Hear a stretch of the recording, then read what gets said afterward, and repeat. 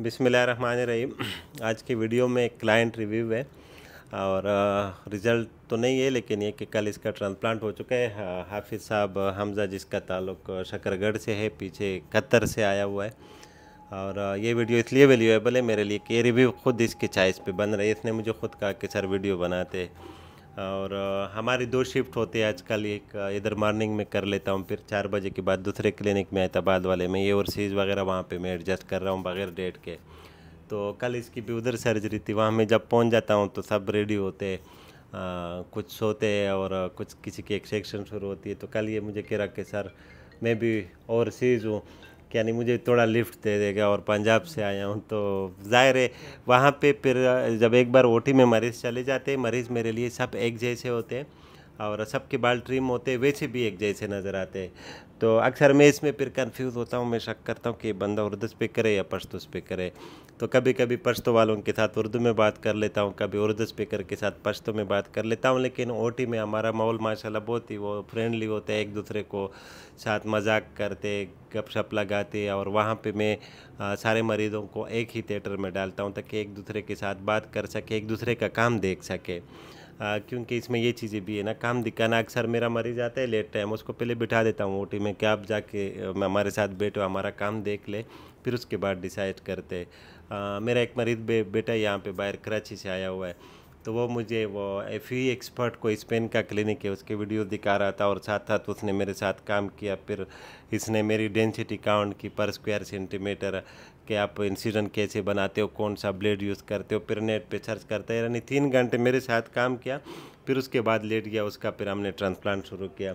तो इस तरह पेशेंट्स के साथ फ्रेंडली होना चाहिए, माहौल रिलैक्स होना चाहिए, और मरीज़ को ये फील नहीं करानी चाहिए कि आप यहाँ पे मरीज़ हो। उसको ये फील कराए कि ये आपकी क्लिनिक है, आपका घर जैसा है। तो मैं सबको हमेशा वीडियोस में भी कहता हूँ कि आप लोग मेरे पास आओ। ठीक है, मैं और बर्डन हूँ, मैं बहुत काम करता हूँ, पेशेंट बहुत होते हैं, मैं अक्सर भूल जाता हूँ कि ये मेरा मरीज़ है या नहीं है ना।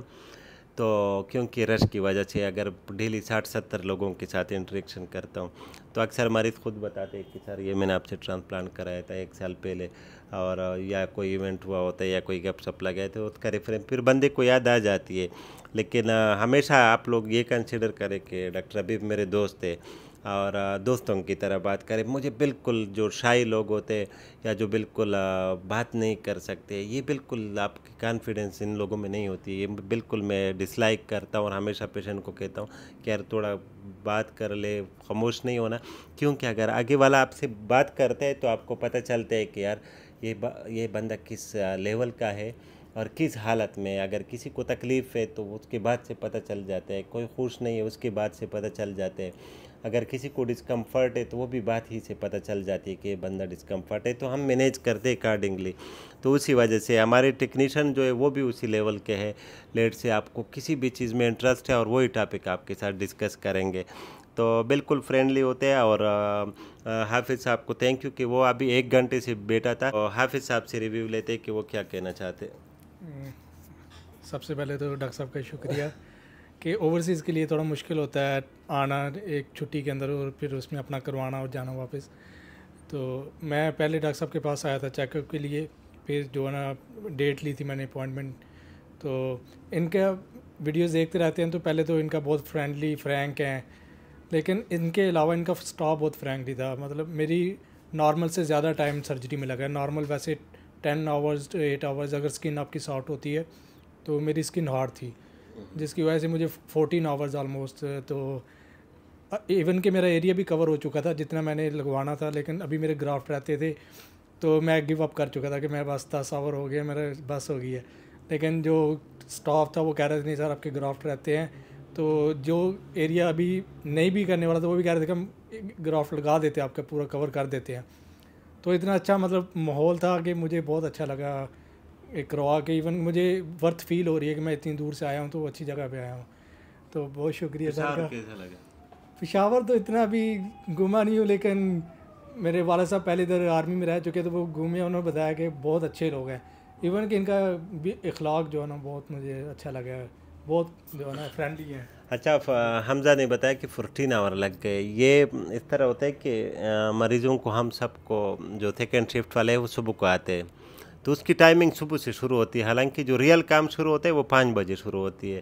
तो टाइम जो है ना ये 14 आवर ये नहीं है कि कंटिन्यूस इसमें काम हुआ है, इसमें ब्रेक हुए हुए खाने की, नमाज की, वॉशरूम की, ये जब टेबल पे लेटा था तो वेटिंग में था उस टाइम, तैयारी में, तो इस तरह ये टाइम सारा मिला के ज़्यादा टाइम लग जाता है। स्किन इसकी हार्ड थी लेकिन इतनी हार्ड भी नहीं थी। वो पीछे वाली जो स्किन है डोनर साइड की, उस पर पिंपल्स बहुत पिंपल्स ने स्कारिंग की है ना, तो इसकी वजह से ये हार्ड थी।